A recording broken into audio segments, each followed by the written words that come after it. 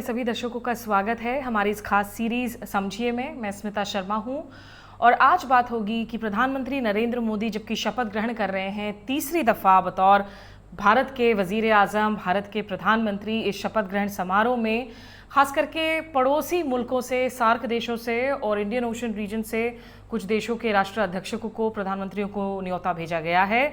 तो Bangladesh, Mauritius, Maldives, Bhutan, Nepal, Sri Lanka, Seychelles, ये वो देश हैं जो कि यहाँ पर मौजूद होंगे इस शपथ ग्रहण समारोह में। आगे विदेश नीति को लेकर क्या चुनौतियां होंगी जब तीसरी दफा इस बार मोदी सरकार नहीं, अब एनडीए की सरकार बन रही है, नेतृत्व नरेंद्र मोदी कर रहे हैं। इस पर बातचीत करने के लिए सुहासिनी हैदर मेरे साथ मौजूद हैं। भारत के जो फॉरेन पॉलिसी जर्नलिस्ट्स हैं उनमें सबसे लीडिंग नाम है, द हिंदू की नेशनल एडिटर, डिप्लोमेटिक एडिटर हैं और इनकी जो राइटिंग्स हैं उनको बहुत गंभीरता से लिया जाता है तमाम पॉलिसी मेकिंग सर्कल्स में भी। सुहासिनी, बहुत शुक्रिया आपका हमारे साथ जुड़ने के लिए। सबसे पहले तो अगर मैं शुरुआत कर सकूं, 2014 में हमने देखा था कि किस तरीके से सार्क देशों को बुलाया गया था और जिसमें खुद नवाज शरीफ भी उस वक्त पाकिस्तान के प्रधानमंत्री आए थे शामिल होने के लिए। इस दफ़ा सार्क में देशों को तो बुलाया गया है, पाकिस्तान, अफगानिस्तान, म्यांमार को छोड़कर। ये जो न्योता भेजा गया है, इसकी मैसेजिंग आप कैसे देखती हैं? देखिए, पाकिस्तान और अफ़गानिस्तान के साथ तो 2014 के बाद भारत के जो संबंध है काफ़ी बिगड़ गए हैं। पाकिस्तान के हवाले से अगर आप देख लें तो प्रधानमंत्री और नए प्रधानमंत्री जो पाकिस्तान में हैं उनके बीच में कोई भी बातचीत अभी है नहीं। हालांकि कुछ लोगों को ये ज़रूर लगता है कि इस इलेक्शन के बाद शायद दोनों में कोई किसी तरह की पहल हो। अफ़गानिस्तान में जो सरकार है उसको तो कोई रिकग्निशन नहीं है, तो उनको भी बुलाने की कोई नौबत नहीं है। और म्यांमार में तो मिलिट्री हुंटा अभी है जो भारत इसको भी स्वीकार नहीं करती है। आई थिंक जो मैसेज है ये है एक कंटिन्यूटी का, कि प्रधानमंत्री कहना चाह रहे हैं कि जैसे 2014 में और 2019 में जब उन्होंने बिम्स्टेक के मेंबर्स को बुलाया था, इस बार भी 2024 में हम अपने करीबी जो आस पड़ोस के देश हैं उनके नेताओं को बुलाना चाहते हैं। और उन्होंने कहा है कि ये जो इंडियन ओशन रीजन है और सार्क के जो करीबी देश हैं, तो नेपाल और भूटान, बांग्लादेश, सारे इसमें शामिल हैं। दूसरा मुझे लगता है एक अंडरस्टैंडिंग है कि जो भारत के आस पड़ोस के देश हैं उनकी एक अहमियत है। पिछले कुछ महीनों में, मैं कहूँगी पिछले कुछ साल में, एक एक देश के साथ कुछ ना कुछ अनबन हुआ है। शायद नेपाल हो, चाहे वो श्रीलंका हो, अब मालदीव्स के साथ भी भारत के संबंध काफ़ी तनाव के अंदर आए हैं। और हमने जो देखा था इस जनवरी में प्रेसिडेंट मुइज़ के स्वेरिंग इन के बाद जो उन्होंने मांग रखी थी कि भारत के सैनिकों को वापस लिया जाए, उसके बाद जो तनाव हुआ है बीच में, उसको भी देख के मुझे लगता है इस सरकार ने निर्णय लिया है कि उनको यहाँ बुला के एक नई पहल की जाए। तो मुझे लगता है एक मैसेज कंटिन्यूटी का है, एक मैसेज रिकन्सिलिएशन का भी है कि हमारे जो आस पड़ोस के देश हैं वो बहुत हमारे लिए अहमियत रखते हैं। एक तीसरी बात है कि जो अगले कुछ हफ्तों में प्रधानमंत्री का जो एजेंडा है उसके हवाले से वो औरों से भी मिलेंगे, तो वो प्राथमिकता देना चाह रहे थे नेबरहुड की, क्योंकि इसके बाद वो G7 के लिए जाएंगे, इटली जाएंगे, वेस्ट के जो जितने पश्चिमी देश हैं उन सब से मिलेंगे, जापान के लीडर से मिलेंगे, हालांकि कनाडा के भी लीडर, उसकी भी हम बातचीत कर सकते हैं, अभी वहाँ पर होंगे। और फिर उसके बाद अगले महीने वो SCO के समिट के लिए जाएंगे। ये निर्धारित है, ये शेड्यूल्ड समिट्स हैं। वहाँ पर प्रेसिडेंट पुतिन शायद हों, प्रेसिडेंट शी जिनपिंग शायद हो, पाकिस्तान के भी प्रधानमंत्री उसमें शायद शामिल हो। तो मुझे लगता है एक जैसे सिग्नल दिया जा रहा है इससे कि हम इनको अपने करीब रखना चाहते हैं, इन देशों को हम प्राथमिकता देना चाहते हैं। दर्शकों को याद दिला दूं कि सुहासिनी ने जिस बात का जिक्र किया, 2014 के बाद रिश्ते खराब हुए पाकिस्तान के साथ, खास करके 2016 में जब उरी में आतंकी हमले हुए और भारत ने सार्क शिखर सम्मेलन का बॉयकॉट किया, तब से लेकर अभी तक, क्योंकि उसकी चेयरमैनशिप पाकिस्तान के साथ है, जब तक पाकिस्तान उसे doesn't hand it over to somebody else, वो वो क्योंकि बाय रोटेशन चेयरमैनशिप होती है, तो सार्क पूरी तरीके से कोल्ड बैगेज में चला गया है, जो साउथ एशियन रीजनल कोऑपरेशन की हम बात करते हैं। और सार्क की जगह भारत ने प्रमोट किया था बिम्स्टेक को 2019 में, जिसमें पाकिस्तान शामिल नहीं है और बे ऑफ बंगाल की भी जो है उसमें खास फोकस रहते हैं। तो वो भी बात बहुत ज़्यादा आगे बढ़ती हुई नज़र नहीं आए। लेकिन थोड़ा सा मैं यहाँ अगर आप दर्शकों को समझा सके, क्योंकि आपने जिक्र किया कि मालदीव्स के राष्ट्रपति होंगे शपथ ग्रहण में, और ये इंपॉर्टेंट है क्योंकि पिछले दिनों में हमने देखा है मालदीव से भारत के मिलिट्री पर्सनल को वापस एक तरीके से उन्होंने निष्कासित किया, कहा कि वापस ले लो। और उनकी जो रिश्ते बने चाइना के साथ में, तुर्की के साथ में तनातनी बन रही थी। क्या इससे एक मौका मिलेगा रिश्तों को सुधारने में? मालदीव्स क्यों ज़रूरी हो जाता है भारत के साथ रिश्तों के संदर्भ में, खास करके तब जबकि पूरे के पूरे बॉयकॉट कॉल्स चल रहे थे कि टूरिस्ट ही ना जाए मालदीव्स में। ट्रैवल कंपनियों ने ऐलान कर दिया था कि हम टिकट ही नहीं भेजेंगे मालदीव्स के लिए। ज़रूर, मुझे लगता है कि एक वक्त पे ऐसा लग रहा था कि भारत और मालदीव्स के बीच में भारत और पाकिस्तान की तरह कोई भी बातचीत नहीं होगी। लेकिन आप देख लीजिए, जब से प्रेसिडेंट मुइज़ आए हैं, ऑफिशियल तौर पे भारत ने काफ़ी इंगेजमेंट मालदीव्स के साथ उसकी कोशिश की है। पहले तो ये कोशिश थी कि भारत के जो सैनिक हैं उनको मतलब मालदीव्स इंसिस्ट ना करे कि उनको वापस भारत ले जाए। लेकिन जब प्रेसिडेंट मुइज़ ने दिखाया कि वो डटे हुए हैं उस पर, तो फिर भारत ने वहाँ के फॉरेन मिनिस्टर को इधर बुलाया, फॉरेन मिनिस्टर के साथ बातचीत की, उन्होंने अग्री किया, भारत ने ये मान लिया कि वो अपने सैनिकों को वापस ले लेंगे। हालांकि दूसरे इंजीनियर्स उन्होंने वहाँ पर भेजे जो मालदीव्स में देखरेख करेंगे, जो एयरक्राफ्ट हैं भारत ने मालदीव्स को दिया है उनके बारे में। मुझे लगता है मालदीव्स इतना करीबी देश है और वहाँ पर भारत के स्ट्रेटिजिक और जियोपॉलिटिक्स के हवाले से बहुत सारे स्टेक्स हैं। वो नहीं चाहेगा कि ये सारे स्टेक्स को छोड़ के मालदीव सिर्फ चीन के साथ चला जाए। कुछ तो अनबन हुई है इससे कि मालदीव्स के जो ये प्रेसिडेंट हैं मुइज़, ये पहले ऐसे नेता हैं जो भारत पहले नहीं आए। वो हालांकि जैसे आपने कहा वो टर्की गए, वो यूएई गए, वो चीन भी चले गए, लेकिन भारत नहीं आए। अब क्या भारत ने उनको निमंत्रण नहीं दिया था पहले और अब दे रहे हैं, या वो उन्होंने खुद निर्णय लिया था कि और जगह जाएंगे? जो भी था उससे मुझे लगता है भारत की सरकार को थोड़ा ठेस पहुंचा है। और भारत चाहेगा कि मालदीव्स के साथ, जिसके साथ उसके इतने करीबी संबंध हैं, जब भी मालदीव्स में कोई भी अनबन होती थी, कोई भी टेंशन होता था, जहां कू का एक अटेम्प्ट हुआ है तो भारत की सेना तत्पर थी। भारत पहले उनको बुलाते, वाटर क्राइसिस में भी भारत ने सप्लाई किया। तो इस माहौल में कोई भी सरकार नहीं चाहेगी कि उनके नाम पे ये भद्दा लग जाए कि वो मालदीव्स के साथ रिश्ते कायम नहीं कर पाए।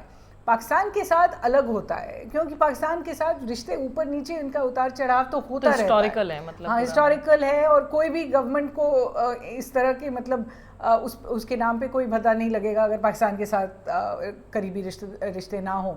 लेकिन मालदीव्स के साथ फ़र्क पड़ता है, और मालदीव्स ऐसा देश है जो जहाँ से स्टूडेंट से लेके, डॉक्टर से लेके, प्रोफेशनल से लेके, वहाँ से भी लोग इधर आते हुए हैं, और भारत से भी काफ़ी प्रोफेशनल्स वहाँ पर काम करते हैं।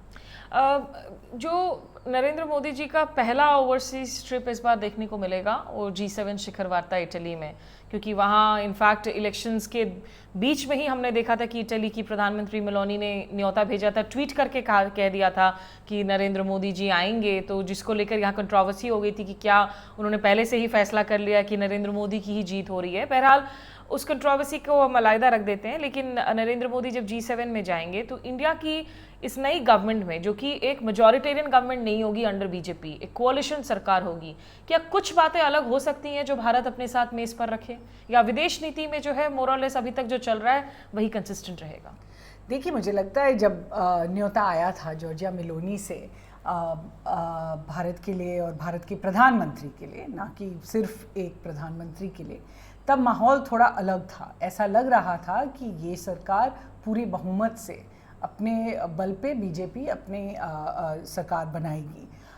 इस वजह से ऐसा लग रहा था कि प्रधानमंत्री नरेंद्र मोदी ही आएंगे, और प्रधानमंत्री मोदी के लिए भी ये एक बहुत अच्छा प्लेटफॉर्म होता कि जहाँ पे वो पूरे वेस्टर्न कंट्रीज से मिल रहे हैं और कह रहे हैं कि अब मैंने ये मैंडेट अब संभाल लिया है और हम अब आगे जा सकते हैं और आप हमारे साथ काम कर सकते हैं।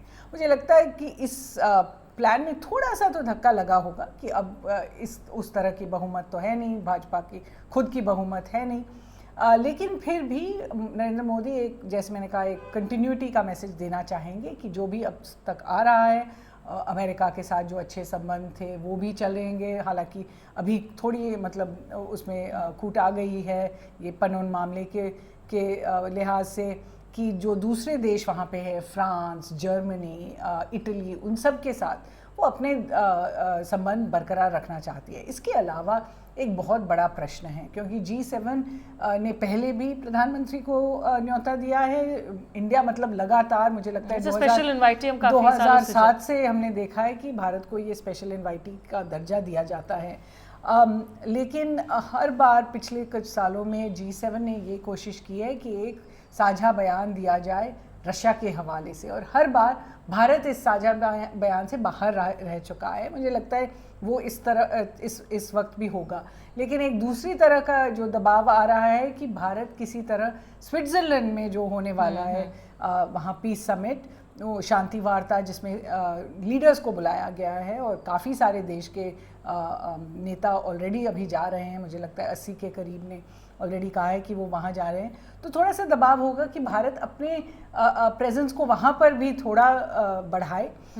हालांकि अब तक जो लग रहा है कि कोई ऑफिशियल तौर पे कोई जाएगा, कोई मिनिस्ट्री ऑफ एक्सटर्नल अफेयर्स के शायद सेक्रेटरी को भेजा जाएगा, लेकिन ये ज़रूर दबाव पड़ेगा कि भारत को शायद एक मिनिस्टेरियल स्तर पे किसी को भेजना चाहिए। दर्शकों को बता दूं कि यूक्रेन के जो विदेश मंत्री कुलेबा हैं वो इस साल आए थे, शुरुआत के तौर में उन्होंने आके न्योता दिया था प्रधानमंत्री मोदी को, और अभी हमने देखा कि जब जीत के नतीजे आ गए तो प्रेसिडेंट ज़ेलेंस्की ने भी ट्वीट किया और वापस से दोहराया कि हम चाहते हैं प्रधानमंत्री नरेंद्र मोदी यूक्रेन पर होने वाली शिखर वार्ता में शिरकत करें। लेकिन उसमें जो खबरें आ रही हैं कि खुद राष्ट्रपति बाइडेन ही शायद नहीं होंगे, उनकी जगह शायद कमला हैरिस जो यूनाइटेड स्टेट्स की वाइस प्रेसिडेंट है वो जाएंगी। राष्ट्रपति पुतिन तो आने को तैयार हैं ही नहीं हैं, तो उनको ना भी कोई न्योता मिला है। अच्छा, मुझे लगा न्योता मिला लेकिन वो आ नहीं रहे, बिकॉज यूक्रेन की कोशिश थी कि भारत अपने तरफ से जो है थोड़ा रूस के साथ जो रिश्ते हैं उसको लीवरेज करे। मतलब बीजेपी ने अपने इस चुनावी कैंपेन में वॉर रुकवा दी का तो ऐड कैंपेन बना लिया था, ये कहते हुए कि नरेंद्र मोदी जी ने युद्ध रुकवा दी थी ताकि स्टूडेंट्स को निकाला जा सके। खैर वो तो अपने आप में बहुत डिबेटेबल ऐड बना था, कंट्रोवर्शियल ऐड बना था, लेकिन क्या कोई भारत की भूमिका बदलता हुआ देख रहे हैं इस तीसरे दौर में नरेंद्र मोदी की नेतृत्व में, जहाँ तक यूक्रेन और रूस की लड़ाई का सवाल है? देखिए, इसके पहले जैसे आपने कहा, यूक्रेन के जो फॉरेन मिनिस्टर है दिमित्रो कुलेबा भी दिल्ली आए थे, उन्होंने भी कहा था कि भारत को एक बड़ा सा यहाँ पर रोल लेना चाहिए। लेकिन मुझे नहीं लगता है कि भारत अपने स्टैंड से 2 साल में ज़्यादा कुछ उसमें कोई बदलाव आया है। भारत कह रहा है कि इसको रूस और यूक्रेन के बीच में बातचीत होनी चाहिए, और उन्होंने ये भी कहा है कि दूसरे देशों को, जैसे जो ग्लोबल साउथ के देश हैं, उनको कोई हानि नहीं आनी चाहिए, जो फ्यूल सैंक्शंस के हवाले से या फूड सप्लाईज़ के हवाले से। और ये भारत का कंसिस्टेंटली ये भारत की पोजीशन रही है। मुझे नहीं लगता है कि उसमें कोई बदलाव आया है अब तक। और जहाँ आपकी बात रही कि क्या भारत एक पहल कर सकती है, अभी आप देखिए कि दुनिया में बहुत लोग हैं जो पहल करना चाह रहे हैं, तो मुझे लगता है प्रधानमंत्री जब तक उनको कोई स्पेशल तरीके से कोई रोल ना मिले, जहाँ प्रेसिडेंट पुतिन भी कहें कि इंडिया एक मध्यस्थता कर सकती है और फिर यूक्रेन उसमें शामिल हो, मुझे नहीं लगता कि भारत इसमें पड़ेगी। दूसरा, चीन के हवाले से आप देख लीजिए, चीन ने तो ऑलरेडी एक ऑनवॉय भेजा हुआ है इस मामले पे। चीन अपने तरफ से अपनी पहल कर रहा है। स्विट्जरलैंड में जो पीस समिट है उसकी घोषणा शायद फरवरी में हुई थी, कुछ महीने पहले हुई थी, लेकिन इसकी घोषणा में कुछ ना कुछ नुक्स है जो भारत के हवाले से एक प्रॉब्लम बन चुका है। एक तो स्विट्ज़रलैंड ने पहले से ही कह दिया था कि रूस को वो नहीं बुलाएंगे, क्योंकि उन्होंने कहा कि अगले शायद शांति वार्ता में रूस को भी बुलाएंगे। इस बार हम चाहते हैं कि जो रूस से संबंध रखते हैं उनको बुलाएं। तो जब उन्होंने ये कह दिया तो भारत को फिर एक मौका मिल गया कहने के लिए कि जब तक प्राइमरी प्लेयर नहीं आए तो क्या फ़ायदा है। दूसरा, उन्होंने अपनी न्योता के जो उन्होंने चिट्ठी जो यहाँ पर दी है दिल्ली में, उसमें स्पष्ट रूप से कहा गया है कि हम यूक्रेन के पीस फॉर्मूला के हवाले से बातचीत करना चाहते हैं। अगर यूक्रेन के पीस फॉर्मूला से आप बातचीत कर रहे हैं तो ये एक थोड़ा सा वन साइडेड समिट हो जाएगा, और मुझे लगता है इस वजह से भी भारत चाहता है कि उसकी जो न्यूट्रलिटी बनी है अभी तक, जो छवि बनी है कि भारत इसमें कोई दखलंदाजी नहीं कर रहा है, उसको बरकरार रखेगी। निश्चित रूप से जो है भारत के परंपरागत संबंध है और रूस के साथ, इनफैक्ट अगर आप देखें तो आज की तारीख में भारत और चीन दो सबसे बड़े मुल्क हैं जो सबसे ज़्यादा ऑयल एंड गैस और क्रूड ऑयल जो है वो इंपोर्ट कर रहे हैं रशिया से, और भारत इनफैक्ट इनको रिफाइन करके अपने इन पर वापस से एक्सपोर्ट करता है, including to Europe and to US. तो इसीलिए भारत निश्चित रूप से उस रिश्ते को डामाडोल तो इस वक्त नहीं करेगा। हमारी जो इंपोर्ट ऑफ डिफेंस इक्विपमेंट है वो भी अभी तक जो है हाईएस्ट हमारी रूस से ही है, वो बदला नहीं है। हालांकि हम दूसरे कई मुल्कों से, फ्रांस, इजराइल, अमेरिका से अब आज की तारीख में अपने डिफेंस बास्केट को डाइवर्सिफाई करते हुए ज़्यादा से ज़्यादा वेपन्स खरीद रहे हैं।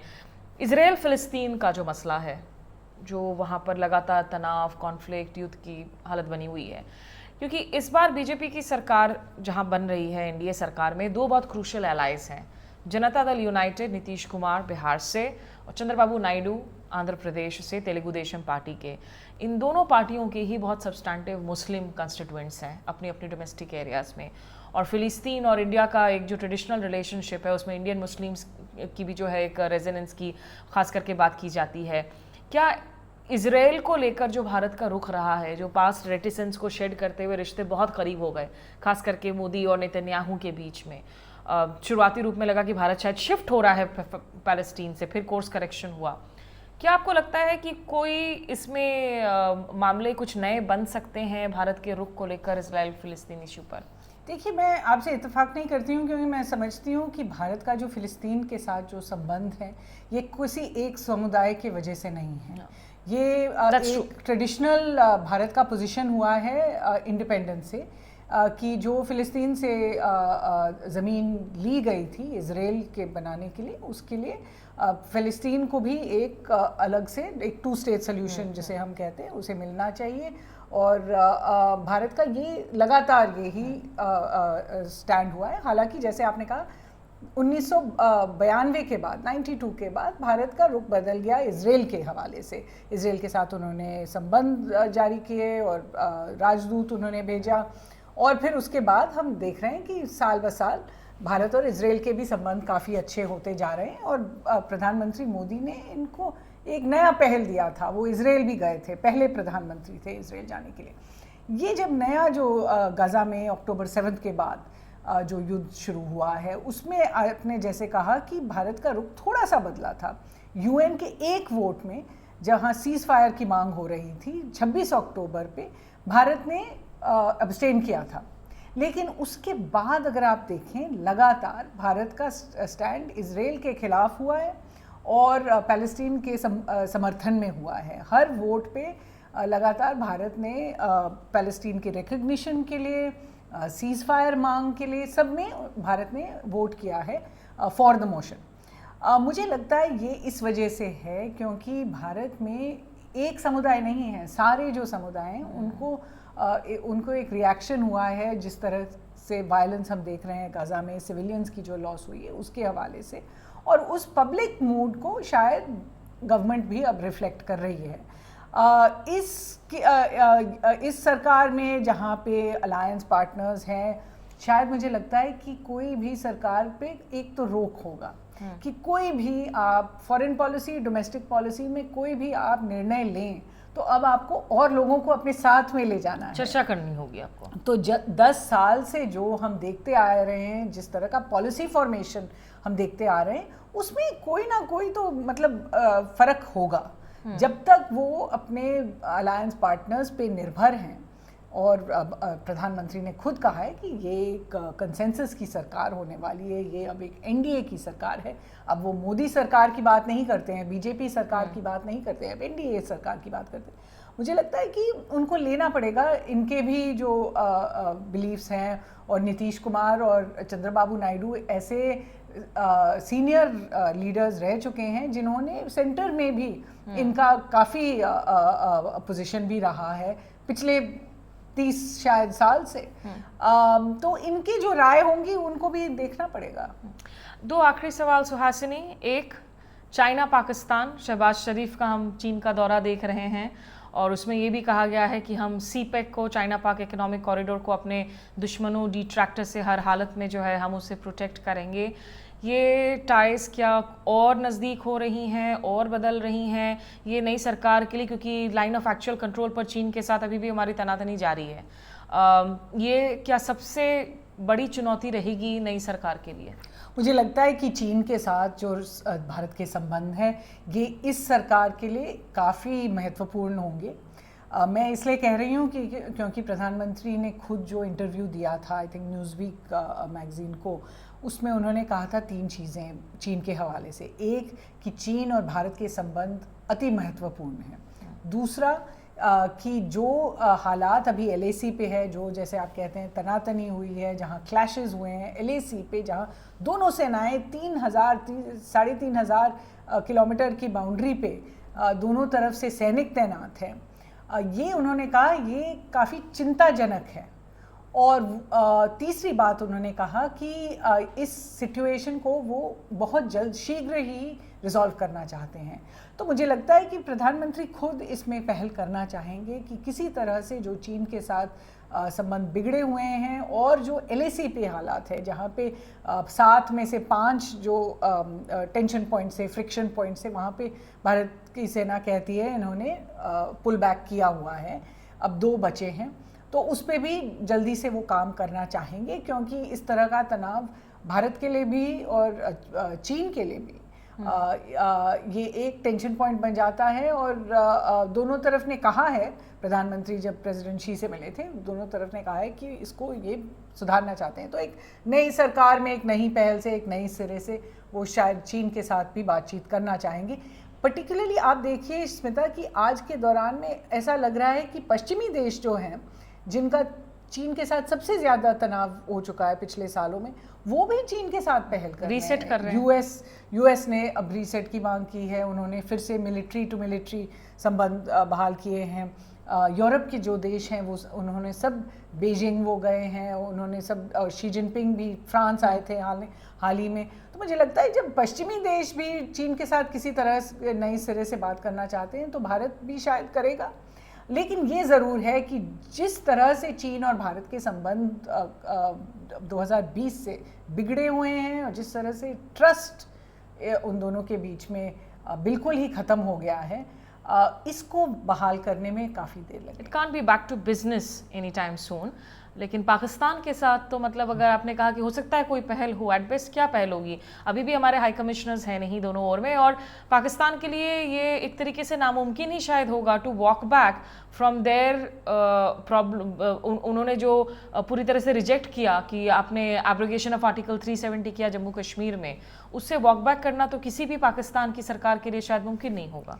देखिए, डिप्लोमेसी में आप नेवर से नेवर कभी नहीं आप कह सकते हैं कि बिल्कुल कुछ नहीं हो सकता है।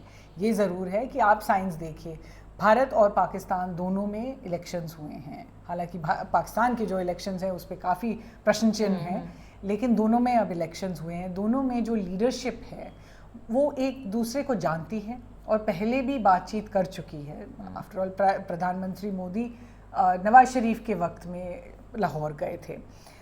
इसके अलावा जो हम कहते हैं लो हैंगिंग फ्रूट है दोनों देशों के बीच में, जो चीज़ें आसानी से वो उन पे कुछ पहल कर सकते हैं, वो हैं जैसे आपने कहा राजदूत दोनों देशों में नहीं हैं। हालांकि भारत में और जो देश हैं जिनके साथ तनाव है वहाँ पे राजदूत तो रखते हैं, ये तो नॉर्मल डिप्लोमेटिक डिस्कोर्स है। दूसरी बात ये कि ट्रेड पे आप अगर देख रहे हैं, आर्थिक संबंध पे पाकिस्तान की तरफ से ऑलरेडी कुछ ना कुछ बोला गया है। उनके फॉरेन मिनिस्टर ने, फाइनेंस मिनिस्टर ने कहा है कि हमारे खुद के बिजनेसमैन अब ये मांग कर रहे हैं कि भारत के साथ ये खुला जाए। तो मुझे लगता है 2-3 ऐसे जगह हैं जहां आसानी से रिलीजियस पिलग्रिमेजेस पे जो बातचीत पहले भी हो रही थी उनको मॉडर्नाइज करने के लिए, और अफ़गानिस्तान के हवाले से, ट्रांजिट ट्रेड के हवाले से बहुत सारी ऐसी छोटी छोटी चीज़ें हैं जहाँ पे पहल हो सकती है। आपको याद रहेगा कि जब उनके संबंध काफ़ी बिगड़ गए थे 2019 के बाद, बालाकोट स्ट्राइक्स के बाद, और फिर 370 के बाद कश्मीर में भारत ने जो रीऑर्गेनाइजेशन की थी, उसके भी बाद भारत और पाकिस्तान ने एक LOC पे सीज़ फायर कायम किया था, उसकी अनाउंसमेंट की थी। उसके बाद करतारपुर साहिब का कॉरिडोर बना था। तो ऐसा नहीं है कि दोनों देशों में कोई बातचीत नहीं हो रही है, बिहाइंड द सीन्स ज़रूर हो रही है। प्रश्न ये होगा कि क्या लीडर्स इसको पहल देना चाहेंगे, इसको किसी तरह का मतलब प्रोमिनेंस देना चाहेंगे। तो मैं ज़रूर सोचती हूँ कि अगर कोई जैसे ढील हो या कोई मौका हो, वो इस साल ही हो। मतलब जो भी होगा वो पीपल टू पीपल रिलेशनशिप में ही शायद होगा। भारत पाकिस्तान के संबंध जो हैं कभी पपिया झपिया पाते हैं तो कभी जो है बिल्कुल युद्ध के लिए तैयार हो जाते हैं। नरेंद्र मोदी की अगर हम पहले 2 टर्म्स की बात करें, जो हाईलाइट्स रही उनकी, निश्चित रूप से क्वाड्रिलैटरल सिक्योरिटी डायलॉग जिसकी शुरुआत उसके पहले सरकार में हुई थी, उसे एक पॉलिटिकल पुश मिला, एक टॉप लेवल पुश मिला। G20 शिखर वार्ता की सक्सेसफुल प्रेसिडेंसी को लेकर भारत की काफ़ी सराहना हुई, और उन्होंने मिडिल ईस्ट में भी खास करके सऊदी UAE के साथ रिश्तों को बहुत जोर दिया। तो एक तरीके से जो वेस्ट एशियन क्वाड है उसमें भारत ने भूमिका निभाई, वहाँ मिडिल ईस्ट कॉरिडोर की बात अनाउंसमेंट की गई है, लेकिन अब इजराइल और ईरान के बीच में, तनातनी के बीच में उसकी थोड़ी अनसर्टिनिटीज़ हैं। बिल्कुल आखिरी में सुहासिनी, आपको क्या लगता है कि नरेंद्र मोदी क्या चाहेंगे इस तीसरे टर्म में, जो संभवतः उनका आखिरी टर्म हो? और अभी तो कयास ये भी लगाए जा रहे हैं कि पूरा टर्म चलेगा नहीं चलेगा, कोalition सरकार है, वो हाइपोथेटिकल बातें हैं। टेक्निकली विरासत प्रोजेक्ट क्या होगा नरेंद्र मोदी का, जो वो चाहेंगे जब भी वो ऑफिस से बाहर जाएं, तो that should be his legacy project, because foreign policy निश्चित रूप से उनके लिए सबसे की सब्जेक्ट है। मैं ज़रूर कहूँगी कि जब से 2014 में प्रधानमंत्री आए हैं, उनका विरासत प्रोजेक्ट तभी से जारी हुआ है, और वो चाहते हैं पहले से ही कि उनके कार्यकाल को फॉरेन पॉलिसी के हवाले से बहुत याद किया जाए, कि भारत की जो उन्होंने पोजीशन दी है। तो इस हवाले से मैं ज़रूर कहूँगी कि इनकी जो पहली प्रायोरिटी होगी, ये UN सिक्योरिटी काउंसिल के मेंबरशिप के लिए जो इनका कैंपेन जारी है, उसको किसी तरह से फास्ट ट्रैक किया जाए। तो मुझे लगता है सितंबर में जब UN का जनरल असेंबली होगा तो प्रधानमंत्री भी जाएंगे उनके साथ, भारत के साथ। 2008 से लगातार भारत के साथ जर्मनी, जापान और ब्राज़ील ने G4 बनाया हुआ है, कायम किया है, और वो चाहते हैं कि एक रिफॉर्म सिक्योरिटी काउंसिल में उन सबको जगह मिले। तो मुझे ज़रूर लगता है कि उस पर भी हम देखेंगे कि किसी तरह की घोषणा होगी कि ये चाहते हैं कि अब इस तरह का मतलब UN सिक्योरिटी काउंसिल का जो प्रोसेस शुरू हुआ है काफ़ी आगे नहीं गया है, लेकिन वो चाहेंगे कि इसमें कुछ प्रोग्रेस वो दिखा पाए। इसके अलावा मुझे लगता है कि अमेरिका के साथ वो अपने संबंध फिर से बहाल करना चाहेंगे।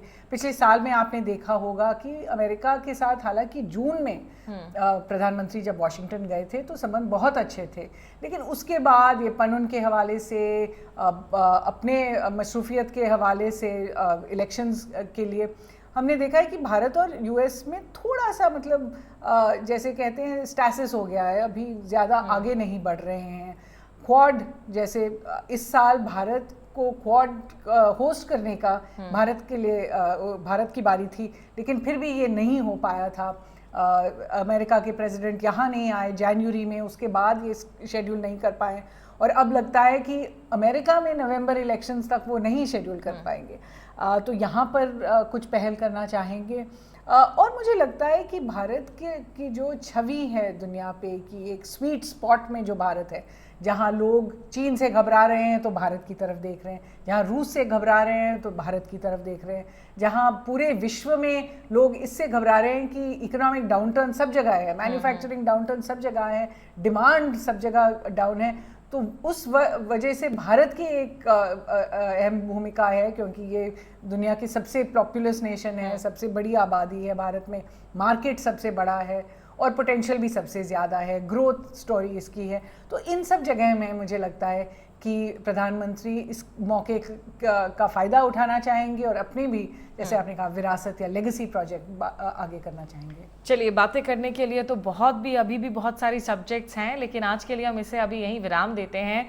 सरकार बन जाए तो उसके बाद भी जो है सुहासिनी से आगे हम और बातचीत को जारी रखेंगे। एज ऑलवेज वेरी इंसाइटफुल आपसे बातचीत करके बहुत शुक्रिया सुहासिनी। थैंक यू, धन्यवाद। Thank you. तो VOA इंडिया के भी जो दर्शक हमारे साथ जुड़ रहे हैं, आप फेसबुक, यूट्यूब और इंस्टाग्राम पर ज़रूर सब्सक्राइब कीजिए VOA इंडिया को, इसी तरह के और इंसाइटफुल कंटेंट के लिए और मुद्दों को समझने के लिए। नमस्कार, आदाब।